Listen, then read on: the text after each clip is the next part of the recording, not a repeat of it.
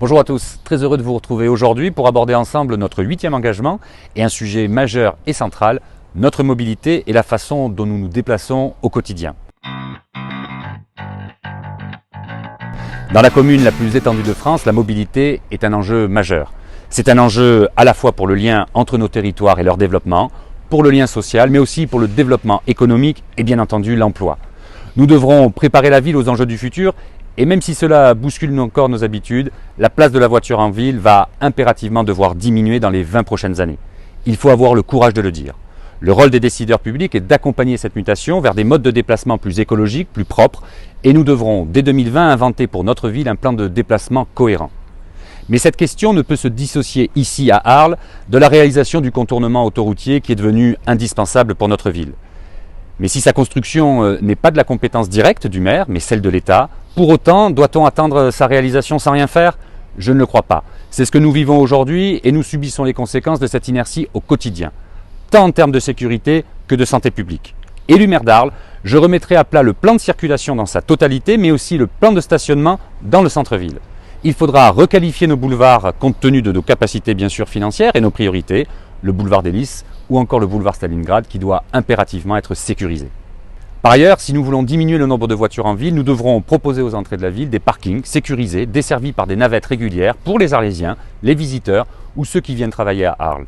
Et ces changements structurants n'excluent pas des mesures plus simples comme la création de parkings réservés au covoiturage. Ensuite, le plan de stationnement actuel devra être revu. Il a été instauré dans la précipitation et pour des raisons budgétaires, alors qu'il aurait dû être un des éléments structurants d'une mobilité plus fluide et qui réponde aux exigences de la vie moderne.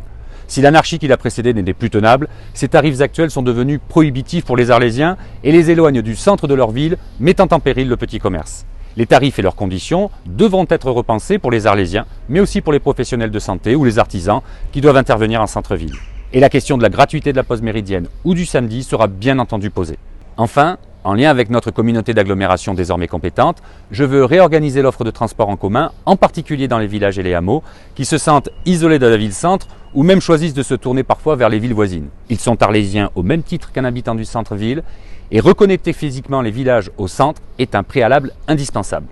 Dans une autre mesure, cette problématique concerne aussi certains quartiers éloignés du centre comme Bariol, Plan-du-Bourg, Pont-de-Croix, Le Trébon ou Trinquetail, où l'organisation des transports est primordiale.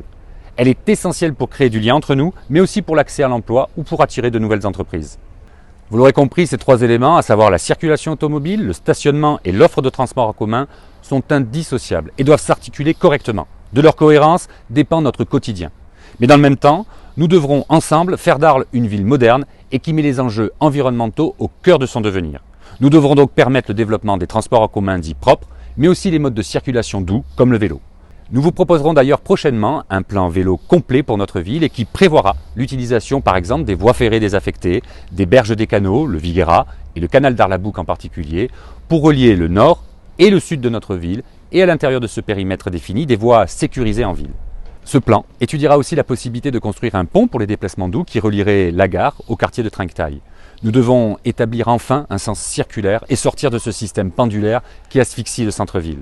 La gare doit devenir un véritable nœud central de la mobilité de la ville, un lieu intermodal intégrant le train, le bus, les modes doux, mais aussi par sa proximité avec le Rhône, les déplacements fluviaux étant, j'en suis persuadé, amenés à se développer dans l'avenir.